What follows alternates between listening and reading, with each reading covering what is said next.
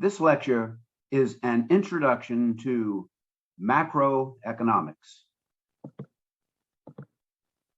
The most basic and generic definition of economics that I can think of is economics is the science of allocating limited means to best satisfy unlimited ends.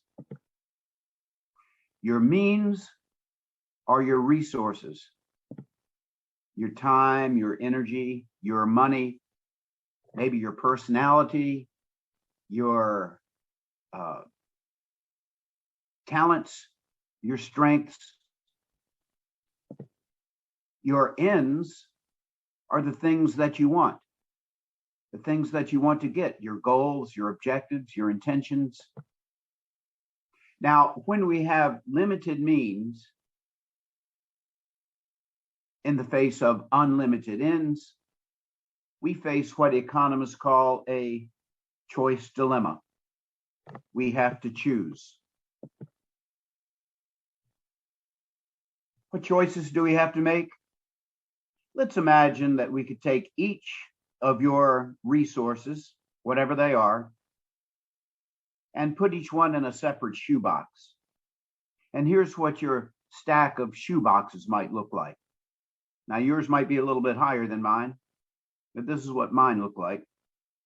Now, let's imagine that we could put each of your ends into a separate shoebox. Here's what that stack would look like.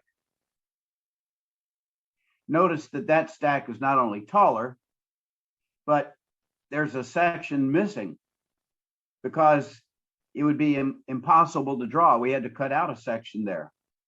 How high would this stack be without that missing section? Well, I don't know, but it would be pretty high. If your needs and wants are unlimited, that stack is going to reach to infinity. Now, the choice dilemma you face is how are you going to allocate your means to satisfy these ends? How are you going to allocate, that is, spread out and distribute these resources in order to obtain the things that you want? Clearly, you can't achieve all the things you want. You don't have enough resources.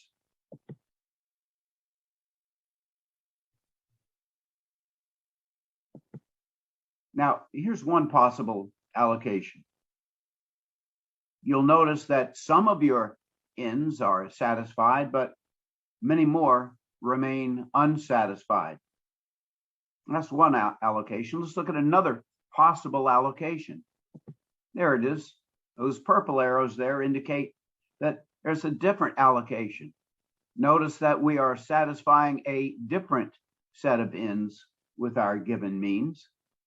But nevertheless,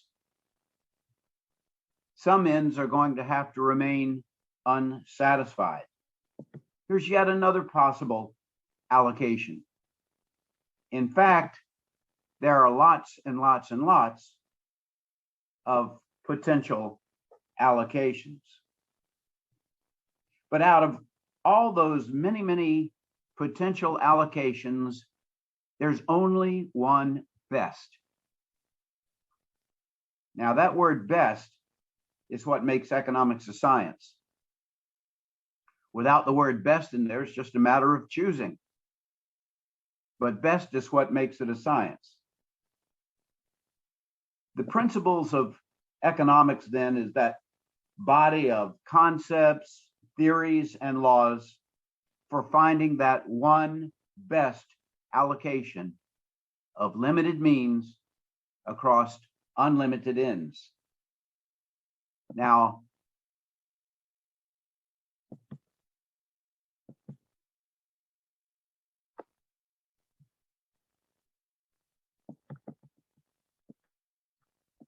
microeconomics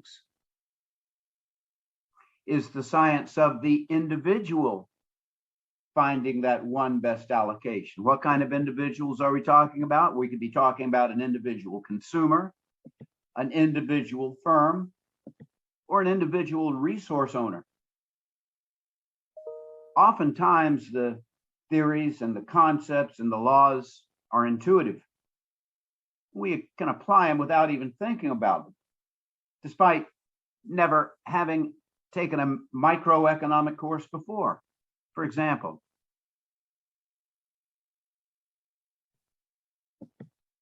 consider the grocery store. You walk into a grocery store with $100 bill. Now, that's a finite amount of money there, but think of all the groceries that you would like to take home. Think of all the things in the grocery store that you'd like to eat. There are many, many possible things that you can do with that $100 bill, but you can't do it all. You can't have all of the good stuff. Now, with that $100 bill, we could buy a frozen pizza,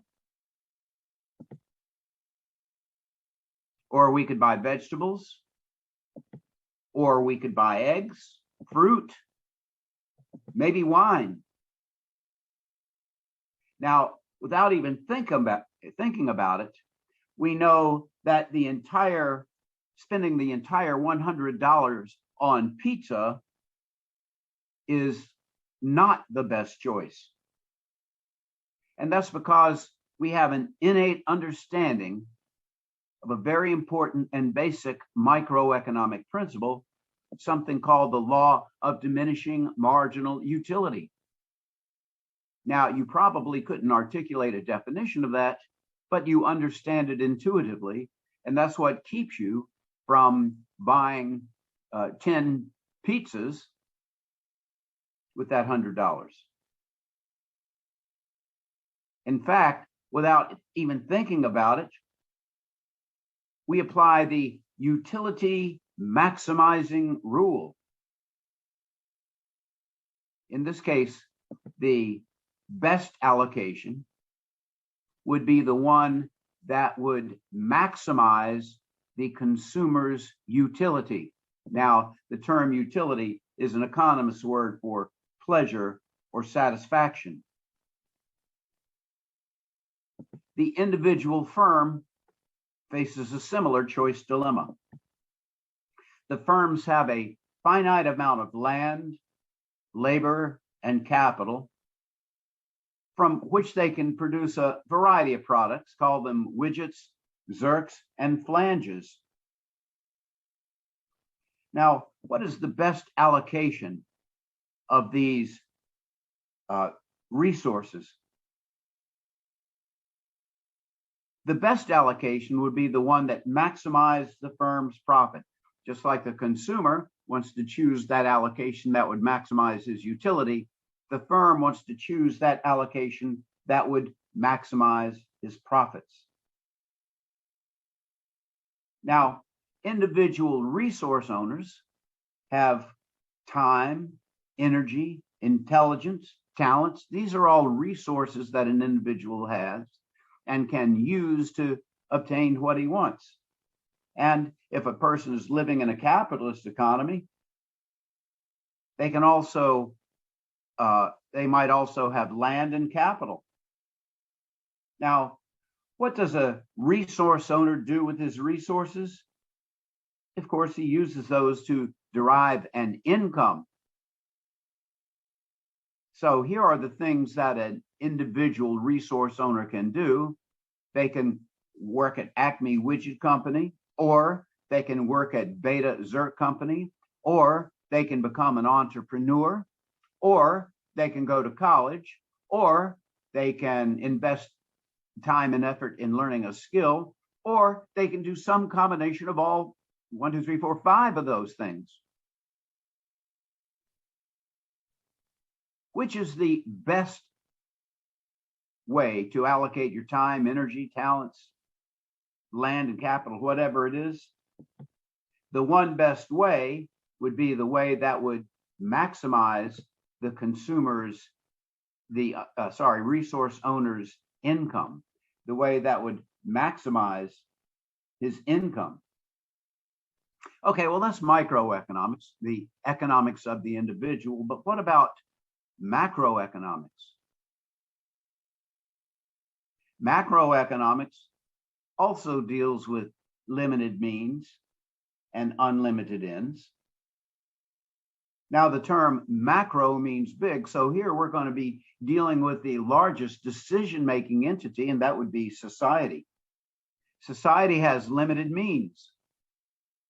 That would be its scarce resources, its finite amount of land and labor and capital.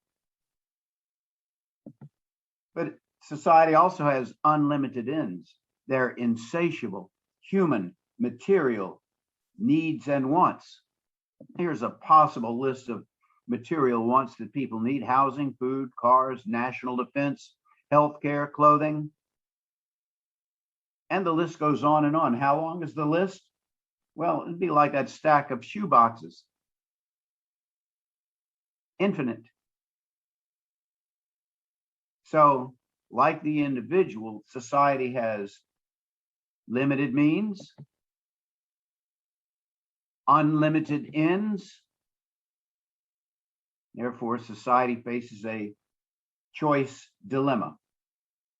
So we can define macroeconomics as the science of the society finding that one best allocation,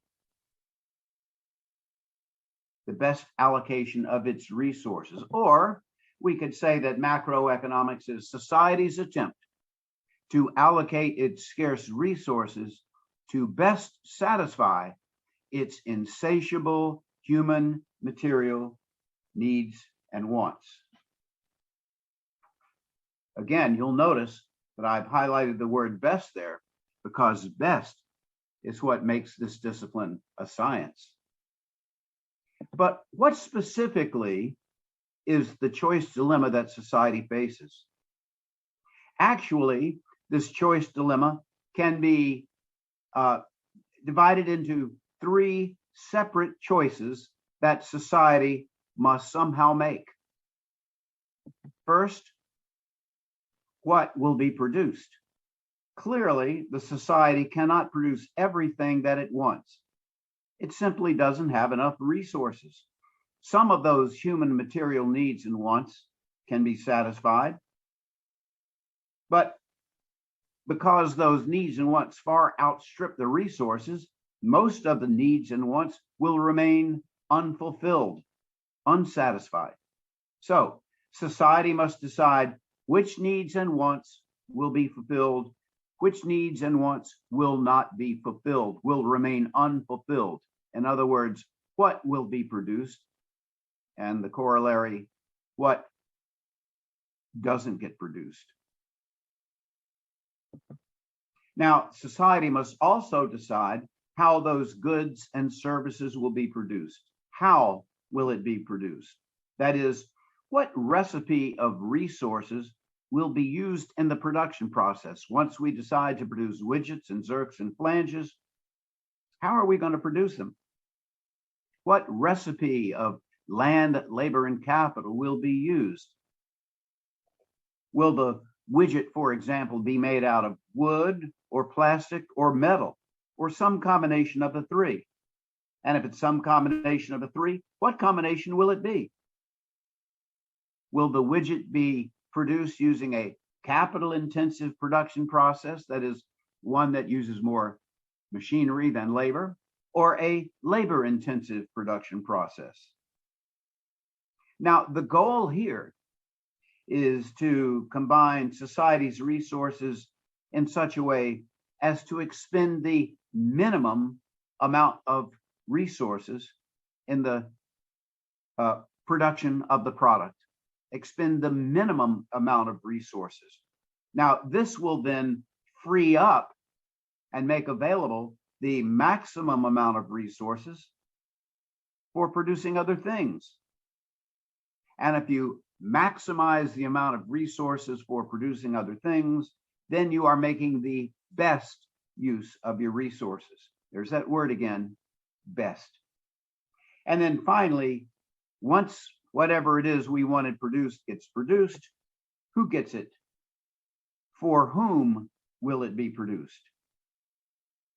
Will we all get an equal amount? Will some get more than others? And if that's the case, or some gets more than others, who will get more and who will get less? Now, I do not claim to have the wisdom to know the best answers to these questions, but I do know that every society that is faced with a finite amount of resources in the face of an infinite demand for those resources, and this, by the way, is every society that has ever existed on Earth. There have been no utopias, no societies where all the needs and wants are fulfilled. So in a society that has not enough resources to satisfy all the needs and wants, scarce resources, society needs to establish a set of social institutions. Society needs to establish a set of social institutions, that is, customs, laws, habits, ways of doing things. Those are the social institutions I'm talking about, that will permit them to organize a system whereby these questions can be answered. Now, the set of social institutions that society uses for answering these questions is called an economy. An economy, therefore, is a system of institutions that society uses for answering the questions of what, how, and for whom. Macroeconomics assesses the performance, studies the effectiveness, and analyzes the problems of a society's economy.